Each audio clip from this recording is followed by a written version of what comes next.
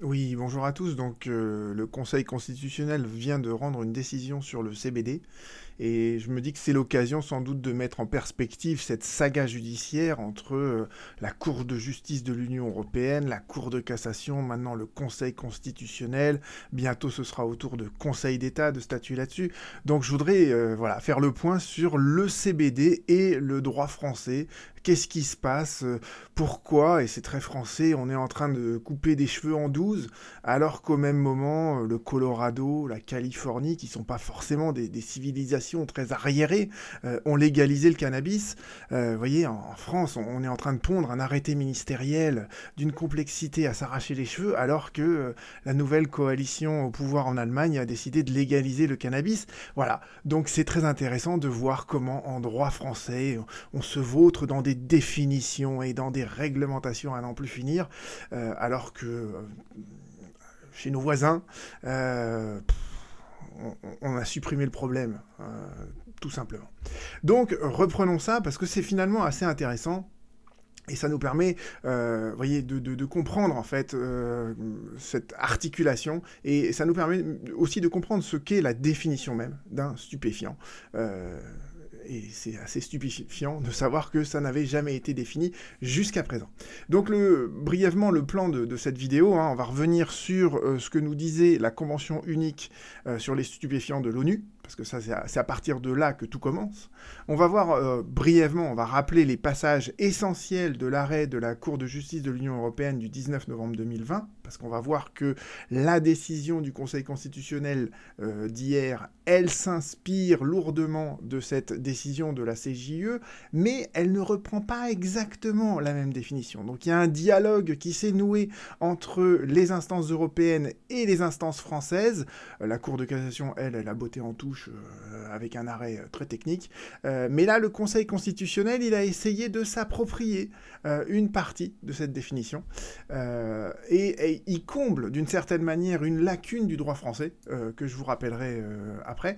Et en dernier lieu, on va voir en fait où est le nœud de la discorde. Le nœud de la discorde, il est dorénavant dans cet arrêté du 30 décembre 2021, et c'est cet arrêté qui va sans doute être contesté ensuite, et qui va donner l'occasion au Conseil d'État de statuer sur cette question. C'est la seule juridiction, entre guillemets, française qui n'a pas encore statué sur cette question.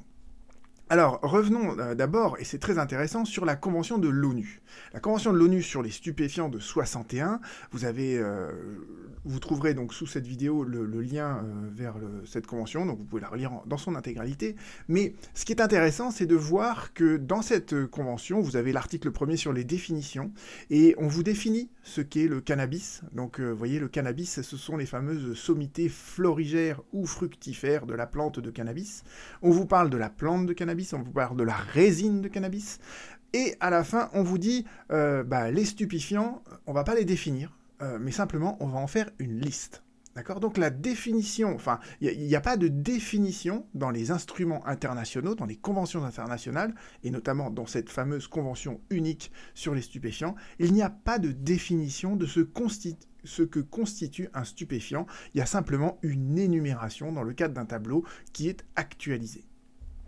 Et en se fondant sur ce texte, donc la CJUE a rendu un arrêt, l'arrêt donc de 2020, et dans cet arrêt, je vous ai retenu juste les 3 passages qui sont importants, la CJUE va donc nous définir ce qu'est un stupéfiant, et surtout elle va trancher la question de savoir est-ce que le CBD est un stupéfiant ou pas.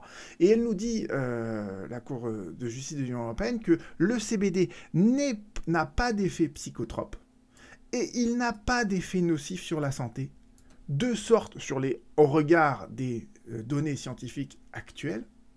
Il y a donc, on ne peut pas le considérer donc comme étant un stupéfiant.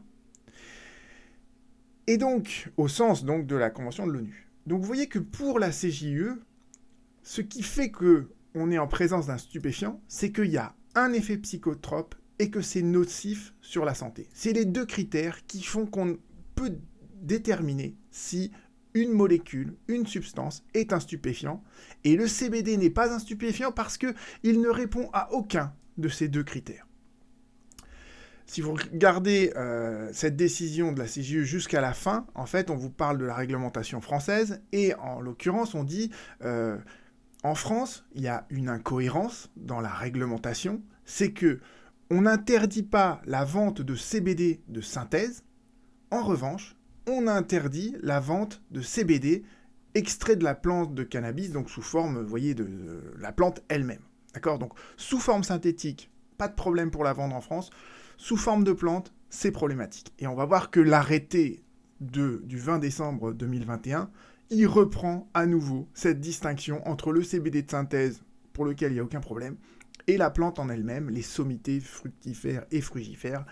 On va revenir là-dessus. Mais vous voyez que déjà, dans l'arrêt du 19 novembre 2020, on avait dit qu'il y a une incohérence dans la réglementation française, et on l'a encore maintenu à l'heure actuelle, et c'est sans doute là-dessus que le contentieux va se poursuivre devant les juridictions administratives. Je vous l'explique ensuite.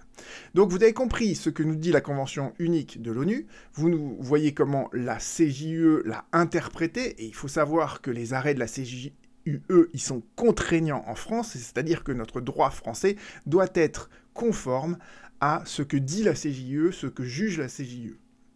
Et c'est là que va apparaître une difficulté. Alors ensuite, qu'est-ce qui se passe? Donc si vous voulez reprendre toute cette arrêt de la CJUE, j'en avais fait déjà une vidéo là-dessus qui était un peu technique, d'accord? Je vous laisse le soin de reprendre. Si on reprend maintenant le code, le droit français, c'est où qu'on définit les stupéfiants? Eh bien en fait, c'est dans le code de la santé publique que vous trouvez en fait 3 articles. Le premier, il vous parle des substances vénéneuses, et dans les substances vénéneuses, vous avez les stupéfiants et les psychotropes. Et ensuite, on vous dit, article 5132.6, que on va... toutes les substances qui sont vénéneuses, on les inscrit sur une liste, d'accord? Avec... il y a 2 parties. L'article suivant nous dit que, eh bien, en fait, sur la liste en question, où il y a toutes ces substances vénéneuses, on va inscrire les médicaments quand ils présentent un danger pour la santé. On va également inscrire les médicaments lorsqu'ils ont des effets indésirables. Et pour tous les autres produits, en fait, ils seront inscrits sur ces listes s'ils présentent pour la santé des risques directs ou indirects. Vous voyez que des risques directs ou indirects pour tous les autres produits ou substances, c'est quelque chose de vague.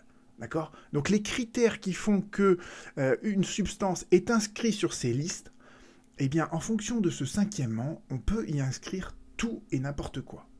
Donc le législateur, vous voyez, ne définit pas ce qu'est un stupéfiant. Et si vous regardez l'article suivant, on vous dit que pour tout ce qui est des plantes, des substances, des préparations vénéneuses, que l'on va classer comme étant des stupéfiants ou des psychotropes, eh bien en fait, qui va faire ça? C'est l'Agence nationale de sécurité du médicament, la NSM. Donc vous voyez bien que ce n'est pas la loi qui définit une drogue, un stupéfiant ou un psychotrope, d'accord? C'est une agence de santé, mais c'est pas le législateur lui-même, et c'est pas le ministère de la Santé, enfin, le ministère de la Santé, en fait, ne le fait qu'à partir de l'avis d'une agence, d'une autorité administrative indépendante, pour reprendre un terme juridique.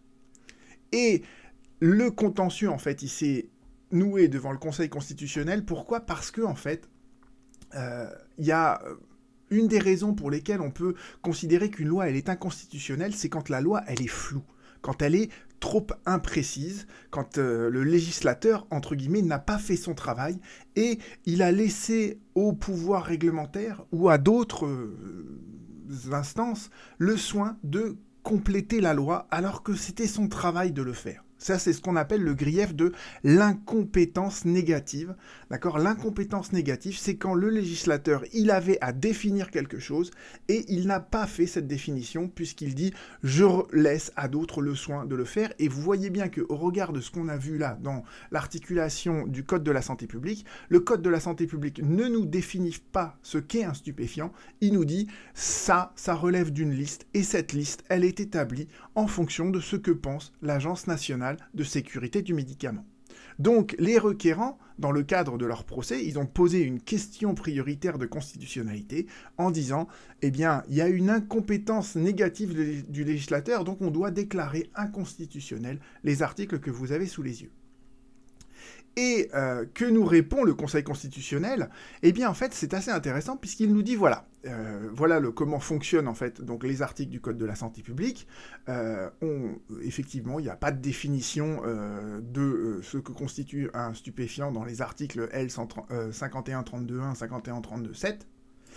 Et juste après, c'est ça le passage très important, c'est la définition que le Conseil constitutionnel donne lui-même de ce que constitue un stupéfiant.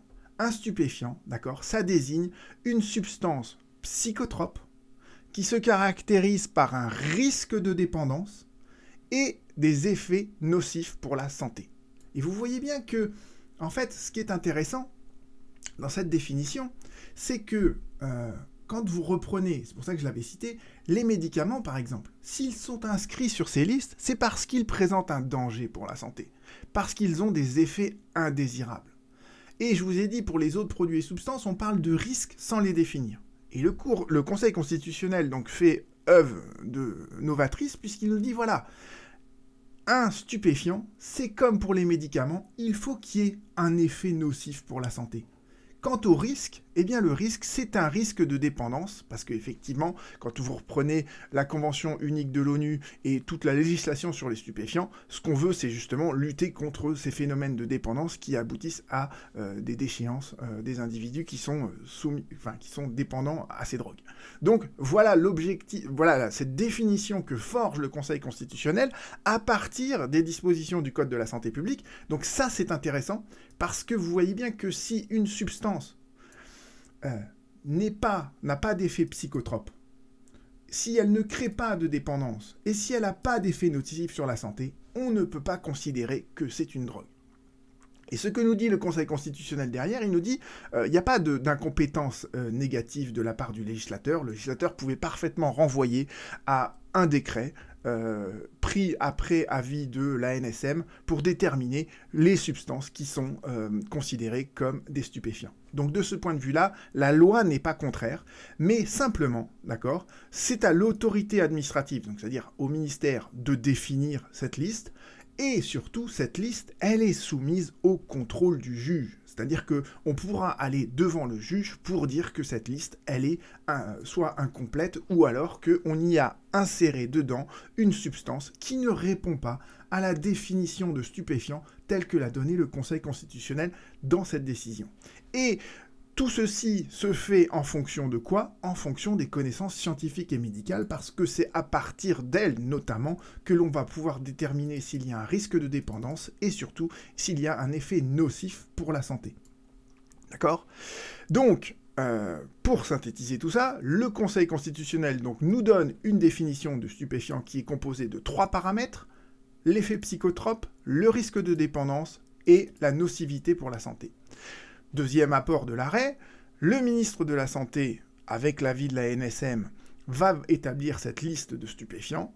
Le Conseil d'État, lui, va contrôler la légalité de cette liste et donc de tous les produits et toutes les substances qui sont mentionnées dedans.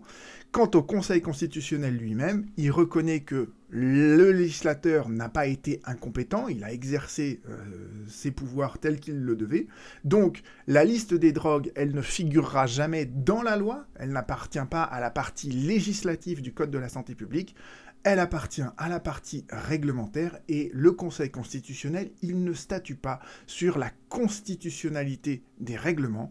La constitutionnalité des règlements, ça relève du Conseil d'État dans le cadre de l'exception d'illégalité ou du recours pour excès de pouvoir. Donc ça, c'est le contentieux qui va apparaître bientôt et que je commenterai le cas échéant quand la décision va intervenir. Et justement, ce contentieux, il va porter sur quoi? Eh bien, sur cet arrêté du 30 décembre 2001, vous retrouverez le lien sous cette vidéo, qui donc applique le code de la santé publique. Et quand vous lisez sur le site drogue.gouv, je vous mentionnerai aussi le lien en dessous, l'objectif de cet arrêté, c'est donc 3 choses. La première chose, c'est permettre, parce que c'est une activité économique qui peut rapporter de l'argent à ses acteurs et des impôts à l'État.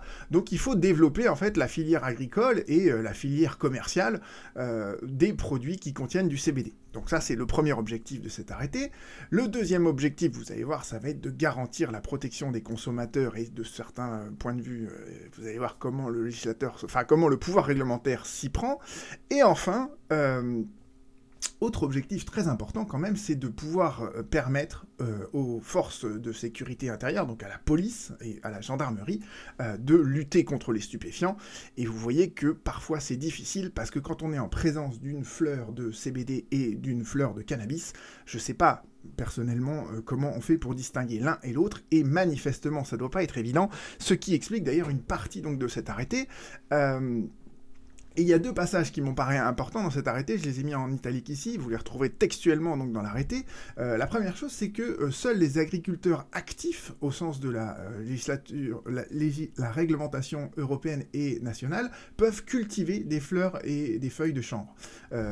L'été dernier, je me rappelle qu'à Biocop, il y avait en vente des graines de CBD qu'on pouvait faire pousser chez soi. J'en avais parlé avec le directeur du Biocop qui m'avait dit que c'était souvent des papis et des mamies qui faisaient ça, qui cultivaient ça dans leur jardin. Donc a priori, en fonction de l'arrêté tel qu'il a été rendu là, dorénavant on ne pourra plus chez Biocop acheter ces graines de CBD pour les cultiver dans son jardin. Donc ça c'est la première chose dans cet arrêté qui est une petite régression on va dire. Et surtout... Et là, quand on voit ce qu'il y a dans les boutiques de CBD, ça va clairement simplifier leur achalandage et leur étalage. C'est que dorénavant sont interdites à la vente les fleurs ou les feuilles brutes sous toutes leurs formes, seules ou en mélange avec d'autres ingrédients, et surtout leur détention par les consommateurs et leur consommation. Donc, si vous reportez donc, sur le site drogue.gouv, vous verrez que en fait, on justifie cette interdiction par toute cette série de motifs. Et vous voyez que généralement, quand il y a autant de justifications pour une interdiction, c'est que aucune de ces justifications ne se suffit à elle-même et qu'elles sont toutes plus ou moins un peu foireuses. Alors la première chose, on nous dit l'interdiction de vendre des fleurs à l'état brut et des feuilles à l'état brut, c'est pour des motifs de santé. Et c'est vrai que quand vous relisez l'arrêt de la CJUE, on vous dit un État, il peut parfaitement faire une interdiction sur son territoire pour des raisons de santé publique. Et vous voyez que la première chose que vous dit le gouvernement à propos de son arrêté, c'est que son objectif principal, c'est la santé publique. Pourquoi ? Parce que fumer des plantes de cannabis, des fleurs et des feuilles, ça peut créer des produits cancérigènes, etc. On a envie de dire, dans ces cas-là, il faudrait aussi arrêter les cigarettes et les cigares, parce que c'est à peu près... voilà, les risques de produits cancérigènes sont beaucoup plus avérés dans les cigarettes. Bon. Et pourtant, on ne les interdit pas à la vente. D'autre part, nous dit donc le gouvernement sur son site, il y aurait des incertitudes scientifiques concernant les produits à base de CBD, parce que justement ça agit au niveau du cerveau, au niveau des récepteurs de la dopamine, et c'est donc un produit qui est psychoactif. Alors, c'est étonnant de voir ça, parce que ça c'est vrai, que vous soyez en présence du CBD sous forme de fleurs et de feuilles, ou du CBD de synthèse. Et comme je vous l'ai dit dans l'arrêt de la CJUE, la Cour de justice de l'Union européenne avait dit qu'il y a une incohérence en France. On admet le CBD de synthèse, mais on l'interdit sous forme de fleurs et de feuilles. Et là, vous voyez que la deuxième justification qui est avancée par le gouvernement, elle tombe à plat, puisqu'on pourrait en dire exactement la même chose au regard du CBD de synthèse. Donc cette justification-là, elle est fausse. Tout comme la première d'ailleurs, parce que le CBD, je crois que si vous l'avez sous forme d'huile, vous pouvez quand même le mettre dans une cigarette électronique. Donc, et en plus, je crois, je suis désolé, je n'utilise pas de CBD, mais je crois qu'en fait, ça n'a aucun intérêt de fumer une fleur de CBD. Bon, bref, peu importe, ça me dépasse un peu, mais vous voyez que d'un point de vue juridique, l'interdiction qui est faite de vendre des fleurs et des feuilles, Elle n'est pas justifiée par des raisons de santé publique, parce que dans ces cas-là, la cigarette, c'est encore pire, et elle n'est pas justifiée pour les incertitudes scientifiques, puisque du point de vue, quand on vend le CBD de manière synthétique, il n'y a aucun problème de ce point de vue-là. Donc en réalité, la seule et véritable raison qui justifie l'interdiction à la vente de CBD sous forme de fleurs et de feuilles, c'est pour préserver les capacités opérationnelles des forces de sécurité intérieure, autrement dit pour que les gendarmes et les policiers, quand ils ont quelqu'un en face d'eux qui a des fleurs de CBD sur lui, ils puissent pas se réfugier derrière ça en disant c'est du CBD, alors qu'en réalité c'est du cannabis, parce que c'est très difficile de distinguer l'un et l'autre. Donc vous voyez que l'arrêté ministériel, sa véritable justification, elle est là, elle est pour que les forces de police et de gendarmerie puissent encore une fois, contrôler en fait l'usage et la commercialisation des stupéfiants et surtout réprimer en fait l'usage et la commercialisation du cannabis. Voilà. Si un jour on légalise le cannabis, vous voyez que tout ceci n'aura plus absolument aucun intérêt. Donc voilà à peu près tout ce que je voulais vous dire sur cette grande saga judiciaire, sachant qu'elle n'est pas finie, puisque je pense que, je serais étonné que le Conseil d'État ne soit pas saisi pour statuer sur la légalité de cet arrêté. Donc il y aura certainement en fait une décision bientôt du Conseil d'État, et je la commenterai sur cette chaîne bien évidemment. Voilà, donc c'était pour vous faire un peu le point sur toute cette problématique entre le CBD et le droit. À bientôt.